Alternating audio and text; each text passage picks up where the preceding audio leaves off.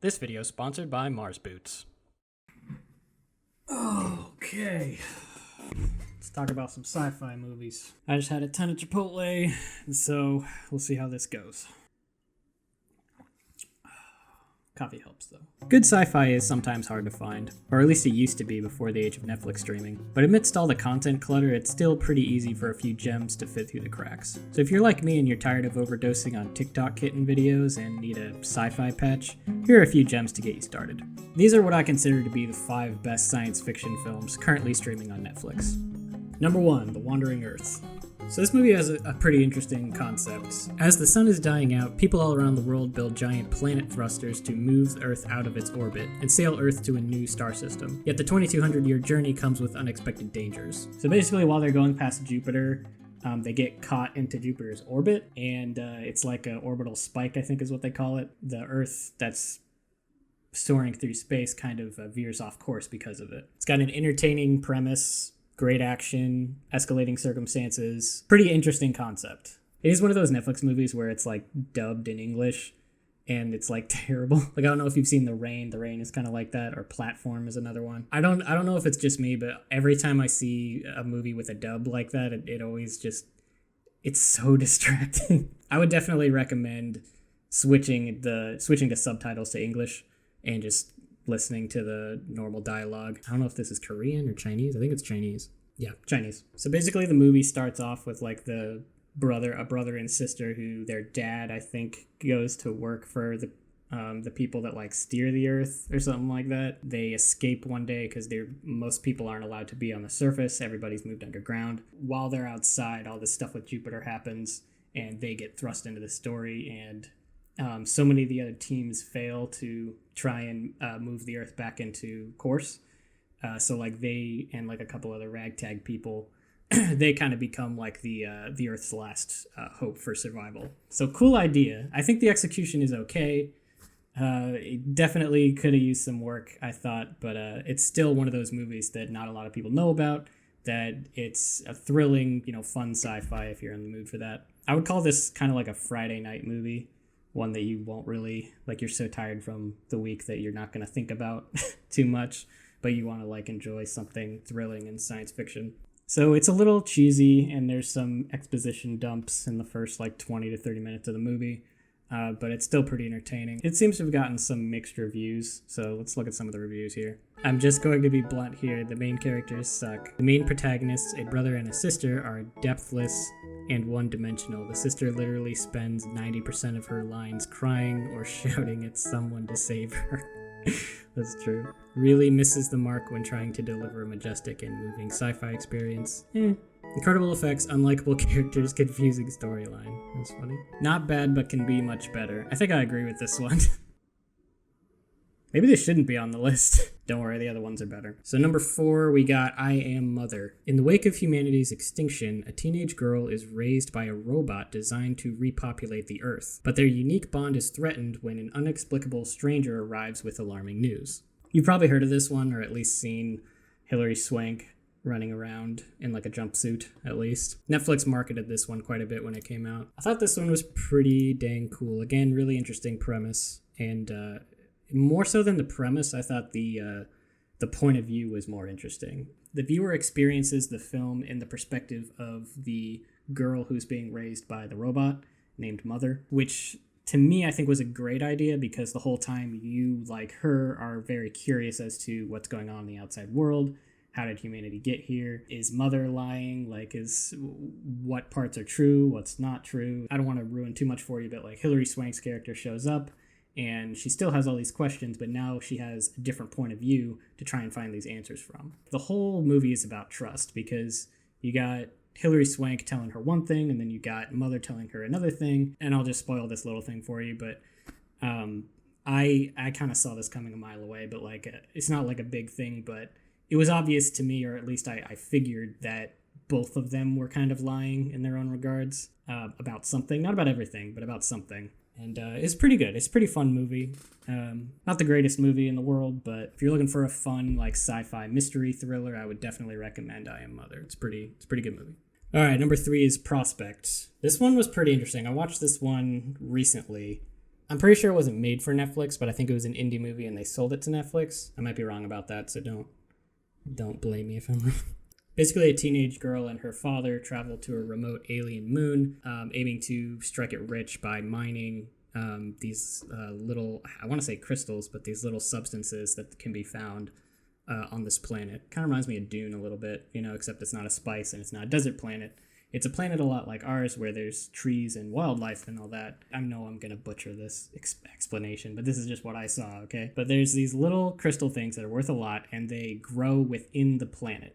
I'll just say that. And they're a bit difficult. First, they're difficult to find, and secondly, they're difficult to harvest because you have to do it very carefully. If you don't do it carefully, if you mess up, then you can risk destroying it.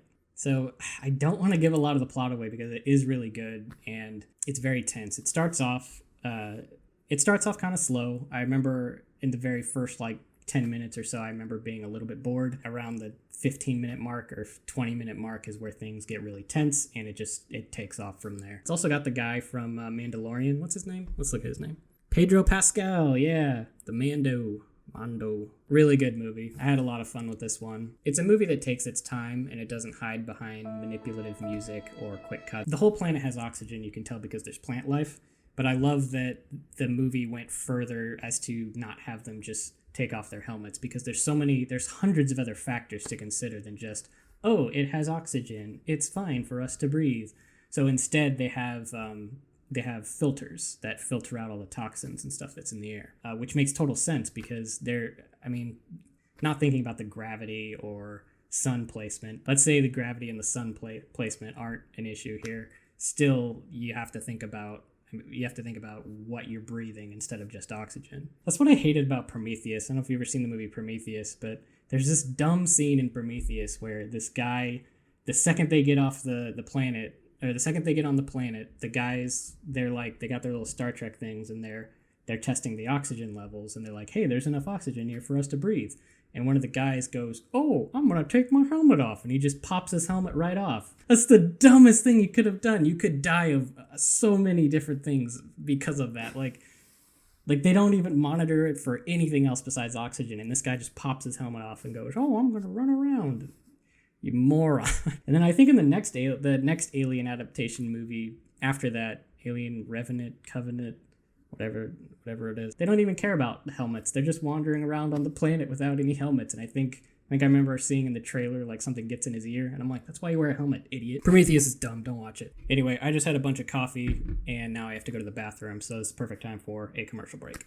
Tired of this happened to you? I have a solution for you. No more snakes in your boots. What I did is come up with a contraption where they can have not only safety and protection of their feet, but comfortability as well. With these boots, they have all these types of no walls, so the snakes can just go right out. This is flexible yet strong, and they're mad comfortable and well protective. And it's made out of some type of a futuristic rock that they found on Mars. I take fashion risks. I do. Safety, protection, comfortability. You wanna get these bad boys in a pair? I got two right here. Get a pair of them for $45 a piece. That's right, that's a total of $90, but $100 plus tax. And if you want us to mail it to you, it's gonna be $120. I figured I'd just tell you straight up front. So you can get a pair of these in the mail tomorrow for $120. All you have to do is find the tallest mountain in Colorado. Find the oldest tree on that mountain in Colorado. Knock 3 times on the oldest tree on the biggest mountain in Colorado. Talk to Jimmy, and you'll have yourself a brand new pair of these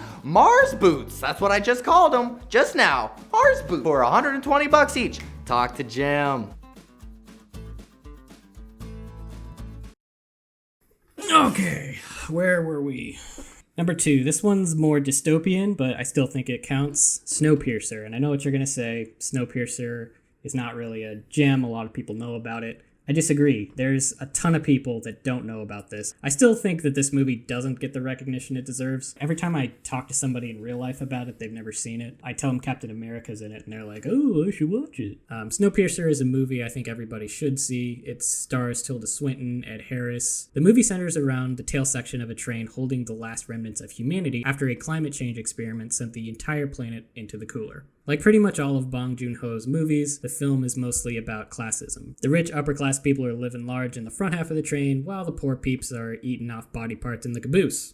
This movie is super well done. It's directed by Bong Joon-ho. He's the guy that did Parasite. If you haven't seen Parasite, highly recommend it.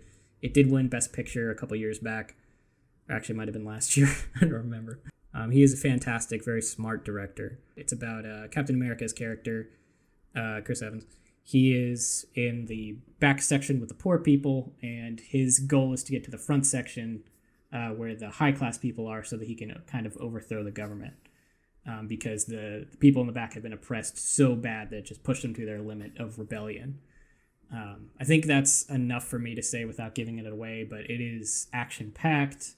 It is interesting. It is, twisty. There's a lot of paradigm shifts here and there. Highly, highly, highly recommend Snowpiercer. Number 1 is Zardoz. Zardoz speaks to you. His chosen ones, the gun is good. Just kidding, it's What Happened to Monday. What Happened to Monday is easily the best movie on this list. Easily the best sci-fi film on Netflix. It's nice to see Glenn Close again, though. Great performances by Willem Dafoe and Noomi... How do I say that? Hang on. Conan, how do I say her name? I love talking to you. Noomi, for a pass. We'll be right back. Gary. Thanks, Conan. You remember her. She was the only good thing about Prometheus. This movie took me by surprise. It was so good. It's far in the future, and overpopulation has become a huge problem. They've implemented the one-child rule. So you're only allowed to conceive one child. If you do have more than one child, like if you have twins or something, one of those children is put into cryosleep. And I think that's like I believe that was supposed to be like a placeholder idea, like, oh, we'll put them in the future and then we'll decide what to do with them later. So the movie starts off where Willem Dafoe and his wife, I assume, gives birth to septuplets. Willem Dafoe himself gives birth to septuplets. No.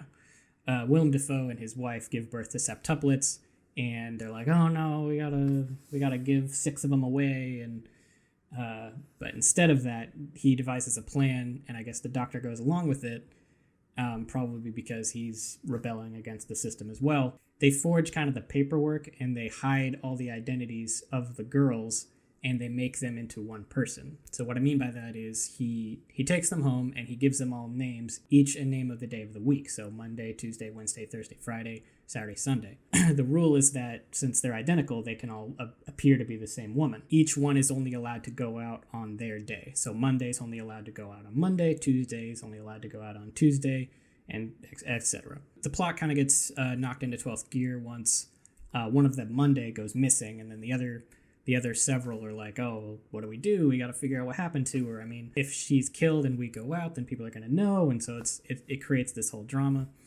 And I really don't want to give it away because it just gets really crazy and really good. But yeah, I loved this movie. If you take anything away from this video, it's go watch What Happened on Monday.